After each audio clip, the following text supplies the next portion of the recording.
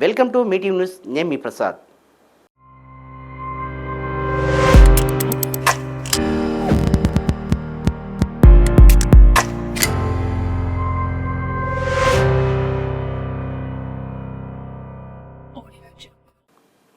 శ్రీ సంత్ సేవాలాల్ గారి 285వ జన్మదిన సందర్భంగా ఈరోజు కల్వకుర్తి పట్టణంలో ఎమ్మెల్యే కసిరెడ్డి నారాయణ రెడ్డి గారు హాజరయ్యారు. ఈ కార్యక్రమంలో ఆయనను ఉద్దేశించి బంజారా ప్రజలకు ఆయన గొప్పతనం గురించి సూచించారు. అట్లాగే బంజారా ప్రజలు మాకు బంజారా భవన్ కోసం ఆయన దృష్టికి తీసుకెళ్తే ఆయన సానుకూలంగా స్పందించి వాళ్ళకు హామీ ఇచ్చారు. వెంటనే ఆ బిల్డింగ్కు కావాల్సిన స్థలం కానీ నిధులు కానీ మంజూరు చేస్తామని వాళ్ళకు హామీ ఇవ్వడంతో అక్కడికి వచ్చిన ప్రజలందరూ సంతోషాన్ని వ్యక్తం చేశారు. మీరు గుర్తు చేయాల్సిన అవసరం మీకైతే లేదనుకుంటా. కావాల్సిన అడుగుతారే తప్ప చేసిన వాటిని మాత్రం చెప్పారు. వాస్తవా తప్పు చెప్తున్నాను ఎవరికైనా? వాస్తవం సార్. కాబట్టి మంచి పనులు చేయడానికి అందులో గిరిజనులకు తప్పనిసరిగా అండగా ఉంటామని చెప్పేసి ఈ సందర్భంగా తెలియజేస్తున్నాం. మీరు అడిగినట్టుగా ఇక ఒక్కొక్కటి 2-3 అడిగినారు. పెద్ద విషయాలు అయితే కావు. గిరిజన తండాలలో ఏవైతే గ్రామ పంచాయతీలు అయినాయో ఉట్టిగా పేపర్ మీదనే ఉంది అంటే నేను చేశాను 2018 వరకు మాత్రమే నాకు అవకాశం ఉన్నది. 2018 తర్వాత కూడా నేను ఎమ్మెల్సీగానే ఉన్నా. కానీ అవన్నిటికి జోలికి వెళ్ళను. ఆ తర్వాత ఏమి పట్టించుకోలేదనేది మీకు అందరికీ తెలుసు. అందుకే ఈ రోజు గిరిజన తండాలలో గ్రామ పంచాయతీలు ఆ బిల్డింగ్లు కాలేదు. ఇప్పుడు తప్పనిసరిగా వచ్చే రానున్న రోజులలో నా పీరియడ్ లోపల ఖచ్చితంగా మీవన్నీ కూడా గిరిజన తండాలలో ఏవైతే గ్రామ పంచాయతీలు ఉన్నాయో అవన్నీ కూడా కట్టిస్తామో అందులో ఏమాత్రం డౌట్ లేదు. ముఖ్యంగా వీళ్ళకి కావాల్సింది వాటికంటే కూడా ముఖ్యమైనటువంటిది ఇక్కడ విద్యాభ్యాసం చేస్తున్నటువంటి విద్యార్థులకు అన్ని సౌకర్యాలు కావాలి. వాటి కోసానికి తప్పనిసరిగా నేను ముందుండి మీకోసానికి మన అందరి కోసం చేస్తామని చెప్పేసి మీకు తెలియజేస్తా ఉన్నా. ఇక నేను వచ్చినప్పుడల్లా చెప్తాను, ఈడనే స్టేజ్ ఉంటుంది, రకరకాల పార్టీల వాళ్ళందరం ఇక్కడికి వస్తాం, మైక్ ఇస్తారు, గిరిజనుల ఓట్లు కావాలి కాబట్టి మాట్లాడుతుంటాం అంటున్నారు. నాకు తెలిసినంత వరకు అయితే మరి నన్ను అడిగినారు ఏదో ఒకటి చేయాలి కదా అని ఇచ్చినాను. మరి గతంలో ఏం చేసిందో ఇక్కడ ఉన్న వాళ్ళందరూ నాకు తెలియదు. ఏ పార్టీ గురించి నేను మాట్లాడతలేను. అక్కడ ఒక పెద్ద లీడరు, చిన్న వాళ్ళు అనట్లేదు, ఇక్కడికి అందరూ వచ్చి కూర్చున్నారు. పదవి ఉన్న వాళ్ళు లేని వాళ్ళు అందరూ కూర్చోవచ్చు, ఏమి నష్టం లేదు. అందరం కలిసి కింద కూడా కూర్చుంటే వచ్చే నష్టం ఏం లేదు, మంచిగా కూడా కూర్చోవచ్చు. కాకపోతే కాళ్ళు లాగితే ఈ పిల్లలు అయితే ఇబ్బంది పడుతున్నారు కదా, ఆ విధంగా ఉంది. కాబట్టి ఆయన కాంగ్రెస్ ప్రభుత్వం ఉందా అని ఇట్లా చేస్తున్నామంటే 100% కాంగ్రెస్ ప్రభుత్వం ఉంది కాబట్టి ఈ రోజు ₹1 కోటి ఎక్కువ చేసి ఇచ్చినాం గిరిజనులకు. ఈ రోజు ఐచ్ఛిక సెలవు కూడా ఇచ్చినాం ఈ రోజు. కానీ ఇక్కడ ఇది జరుపుకుంటున్నటువంటిది ఈ పార్టీలకు అతీతంగా చేసుకోవాలని చెప్పేసి, సామరస్యంగా ఉండాలని చెప్పేసి నేను కోరుకుంటా ఉన్నాను. ఇంకా ఎప్పుడైనా ఎలక్షన్స్ వచ్చినప్పుడు మాత్రమే పార్టీల గురించి మాట్లాడుకోవాలి. ఈ కలవకుర్తి ప్రాంతంలో అనవసరమైనటువంటివి తీసుకుంటే ఈ బాధ ఆ బాధలను ఎవరో ఇంటికాడ గల్లీలలో ఉన్నటువంటి బాధలన్నీ తెచ్చి ఇలాంటి మంచి కార్యక్రమం జరుగుతున్నప్పుడు వాటి గురించి మాట్లాడడం అది చెడు సంకేతాలుగా వెళ్తాయని చెప్పేసి అందరికీ మనవి చేస్తున్నా.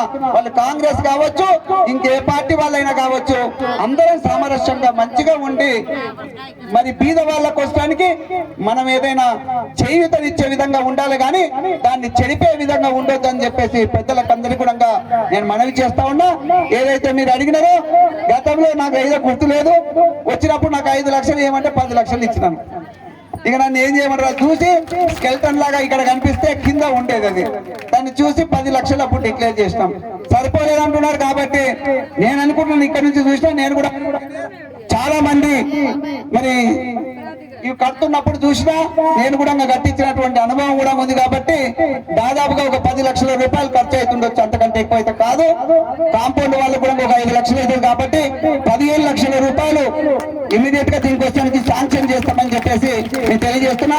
మరి అది ఇమీడియట్ గా కట్టించుకొని మళ్ళీ నేను వచ్చే వరకు ఉంటుంది. ఎవరు వెళ్ళకపోతే నేను ఇక్కడికి అయితే రాను, నేను అక్కడెక్కడన్నా పెట్టండి మళ్ళీ వస్తాను. నేనైతే ఇస్తాను, మళ్ళీ సరిపోలేదు దేనికే ఖర్చు అయిపోయినాయి ఏమైందో అని చెప్పి మాత్రం చెప్పొద్దు.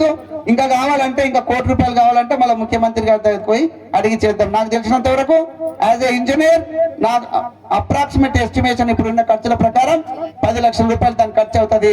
ఇంకొక కాంపౌండ్ వాళ్ళు 500 గజాలు అని చెప్పినాడు, 550 ఎంతో కాంపౌండ్ వాళ్ళు కూడా వస్తుంది.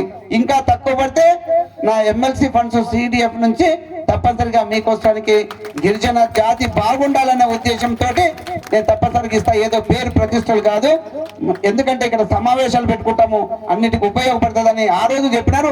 ఈ రోజు కూడా మళ్ళీ రిపీట్ చేస్తున్నారు. కాబట్టి దానికి ఖచ్చితంగా ప్రతి రూపాయి కూడా ఖర్చు పెట్టామని చెప్పేసి ఈ సందర్భంగా మీకు తెలియజేస్తూ తొందరగా స్టార్ట్ చేసుకొని ఈ సమ్మర్ లోపలనే దాన్ని కంప్లీట్ చేయమని చెప్పేసి మీకు తెలియజేస్తా ఉన్నాను.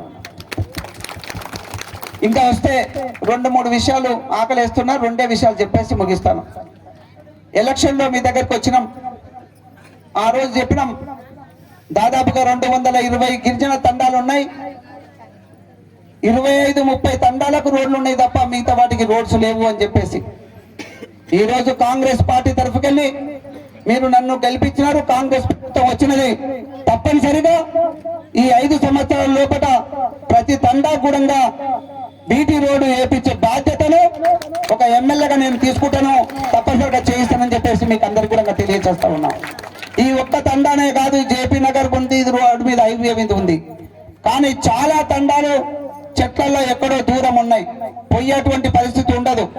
వాటన్నిటి కూడా అప్పుడు కూడా చెప్పడం, ఇప్పుడు కూడా చేయిస్తున్నాం. ఇప్పుడు గుర్తు చేయాల్సిన అవసరం లేదు, నన్ను ఎవరు కూడా గుర్తు కూడా చేయలేదు, కానీ చేస్తా ఉన్నాం.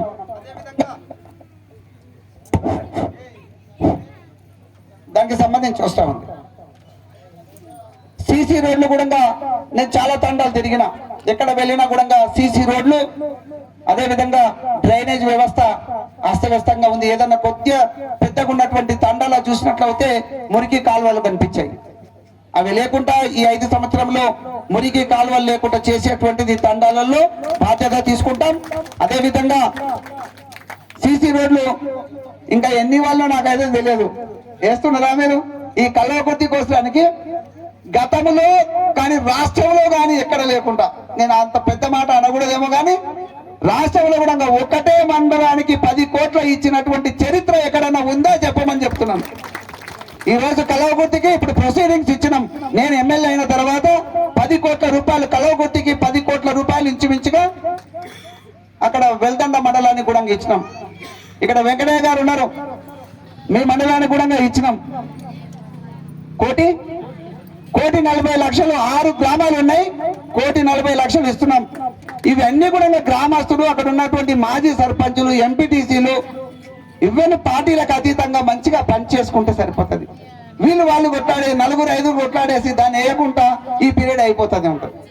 ఇవన్నీ చేయకుండా సామరస్యంతో ఈ తండావాసులు ఎవరున్నా కూడా మేము ఇచ్చాం. ప్రతి తండాకు ఇంతవరకు ఎక్కడ కూడా ఈ కళాకృతి చరిత్రలో ఉందో లేదో నాకు తెలియదు, ప్రతి తండకు కనీసం 5 లక్షల రూపాయలను ఇచ్చినాం.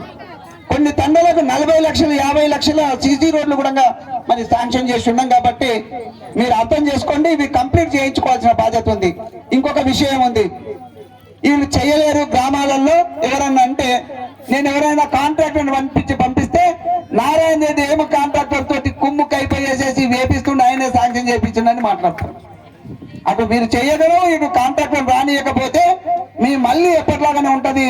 మనం అదే దళితులని చూస్తూ వస్తూ ఉంటుంటది, మురికి కాలువలను చూడాల్సి వస్తుంది. కాబట్టి మీరు అవన్నీ వేయించుకోవాలని చెప్పేసి అది కూడా 5-6 రోజులలో 10 రోజులలో కంప్లీట్ చేసుకోండి. వచ్చి కూడా 15 రోజులు అయితే ఉన్నాయి ప్రొసీడింగ్స్ వచ్చి. అదే నా ప్లేస్ లో ఇంకెవరైనా ఉంటే దీన్ని 50 సార్లు మాట్లాడేవాళ్ళు, ఒక్కొక్క ఊరిని ఒక్కొక్క తండాన్ని గుర్తు పెట్టేసి. ఇప్పుడు కూడా చెప్తున్నారు 5 లక్షలు ఏ వర్క్ ఇచ్చినా ఇది నామినేషన్ తోటి చేస్తుండ్రు కాబట్టి 5 లక్షల రూపాయలకు వచ్చి ఒక్కొక్క కొబ్బరికాయ కొట్టాలి. కొబ్బరికాయలకు వస్తే ఎట్లా ఉంటారు, ఇక్కడికి వచ్చి కూడా చూస్తాం. మేము చాలా మంది లీడర్స్ ఉంటాం, ఒక సంచి వేసుకొస్తారు, ఆ సంచి ఖర్చు కూడా మిగిలదు అక్కడ పని చేసేటోనికి, అంత చేస్తారు. అందుకోసానికి నన్ను ఎవరు కూడా పిలవద్దు, ఇక్కడ మీడియా కూడా ఉంది, వాళ్ళు రాస్తారు అనుకుంటాను. ఖచ్చితంగా చెప్తున్నా, ఏ ఊరికి ఇది ప్రభుత్వానికి సంబంధించినటువంటిది, ప్రజల ధనాన్ని ప్రజల కోసానికి, ఈ గ్రామాల ఈ కాన్స్టిట్యున్సీ అభివృద్ధి కోసానికి ఖర్చు పెడుతున్నాం కాబట్టి, ప్రజల డబ్బులు కాబట్టి. నారాయణ రెడ్డి ఎమ్మెల్యే అనే వ్యక్తే అక్కడ ఏదో వచ్చి కొబ్బరికాయ కొట్టాలి, ఇంకేదో చేయాలనేది ఆలోచన చేయకుండా ఒక్కొక్క దగ్గరికి అంటే ఇప్పుడు 200 వర్క్స్ ఈ కల్వకుర్తిలో ఉన్నాయి. 10 రోజుల్లో పని చేయమంటున్నాం. ఎక్కడ పోయి కొబ్బరికాయ కొడతాం, ఎక్కడ పోయి అయితే పోయి కొట్టలేము. కంటిన్యూస్ గా ప్రతి నిమిషం కొడుతున్నా కూడా అది అయ్యేది కాదు. ఇన్ని వర్క్స్ వచ్చినాయి. లాస్ట్ ఒక ఆయన ఈ ఆ పిఆర్ డిపార్ట్మెంట్ నుండి నేను చేయలేని ఇంతగానో తీసుకొచ్చి నాణ్యతలో పెడితే నేను ఎక్కడ రికార్డ్ చేస్తానని చెప్పి మాట్లాడుతున్నట్టు అక్కడ. అంటే ఇంత పెద్ద వర్క్స్ వచ్చినాయి, అన్ని చేయండి. రాబోయే రోజులలో బీటీ రోడ్స్, అదే విధంగా జీపీ బిల్డింగ్స్ ఇవన్నీ చేస్తామని చెప్పేసి తెలియజేస్తున్నా. అంతకంటే ముఖ్యంగా ఎవరైతే ఇక్కడ నా ముందు కూర్చొని ఉన్నటువంటి ఈ పిల్లలను తీసుకొచ్చిన మంచి కార్యక్రమమే, కానీ వాళ్ళు చదువుకునేటువంటి టైం కాబట్టి ఇక్కడ మనమంతా రాజకీయం మాట్లాడుతుంటుంటాం, వీళ్ళని కూర్చుని పెడుతుండ్రు. నెక్స్ట్ టైంలో మీరందరూ కూడా దయచేసి లీడర్స్ ఇక్కడ 10 మంది ఉన్నా నేను మాట్లాడి వెళ్తాను, కానీ విద్యార్థులను ఇక్కడికి తీసుకురావాల్సినంత అవసరం లేదు. ఎందుకంటే ఈ రాజకీయాల గురించి కూడా మాట్లాడుతూ ఉంటుంటాం, వాళ్ళ స్కూళ్ళలోనే వెళ్ళేసి మనం మాట్లాడదాం.